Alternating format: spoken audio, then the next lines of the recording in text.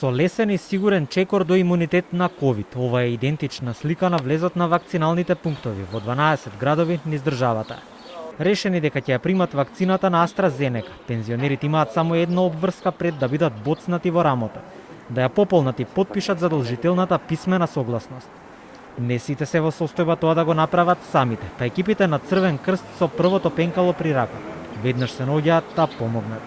Во Скопје 3 вакцинални пунктови уште од 8 часот ги отворија вратите за сите повозрасни граѓани, со веќе закажан термин за имунизација. Добивме 3000 дози.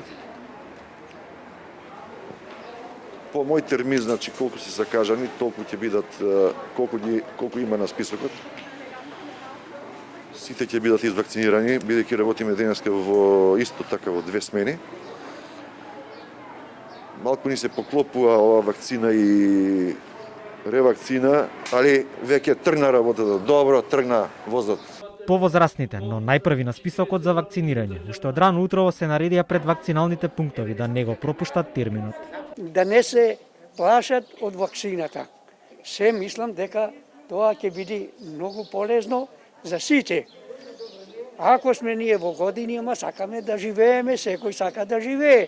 Првата инекција денес ја примивне, убаво поднесовме, па натака ќе видиме.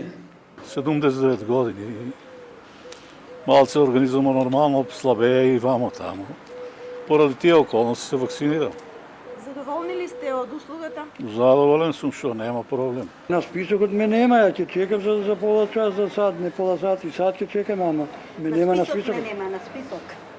Тоа е. Значи сега ќе го барате матичниот, ле? Па назад кај матичниот и дома да ќе одиме за друг ден да ни закаже. Ете тоа е. Се консултиравте со лекар пред да примете? Да, кажувате, прашувате дали имаш температура, како ти, ама не смо имале.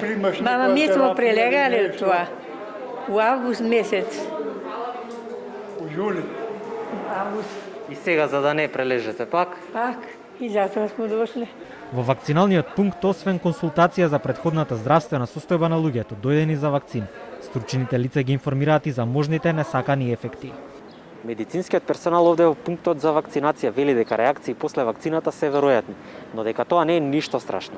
Колку се повозрасни лицата кои што ја примиле вакцината, толку се понеизразени реакциите. И покрај тоа, оние кои чувствуваат потешкотии после боцкањето можат слободно да посегнат по некој лек за да си ја олеснат состојбата. Ние им кажуваме што може да се случи, тоа е секако болка во раката, болки во мускулите, во зглобовите, лесна малаксаност и покачена телесна температура. Доколку е температурата на 38 или се осеќаат генерално лошо, значи може да се напијат лек за намалување на телесната температура. Вакцинацијата е во тек и низ другите градови. Во Битола има 1400 вакцини на располагање. Ќе се вакцинираат по 100 граѓани на ден во 2 смени.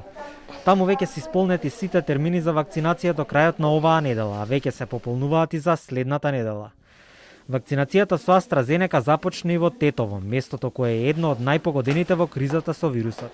Прва таргетирана група ви се над 77 годишна возраст. Има заинтересирани, списоците ни се направени од многу одамна, како што доаѓаат вакцините, така се одредуваше и приоритетот. Во Штипскиот регион највозрастниот пациент кој успешно беше вакциниран има 91 година. Таму вакцини има за 400 луѓе, а досега се откажал еден граѓанин бидејќи не се чувствувал добро. Здравствените работници чекаат насоки за граѓаните над 77 години од руралните средини во околината на Штип, кои што не можат да дојдат на пунктот или пак да се симнат од своите станови.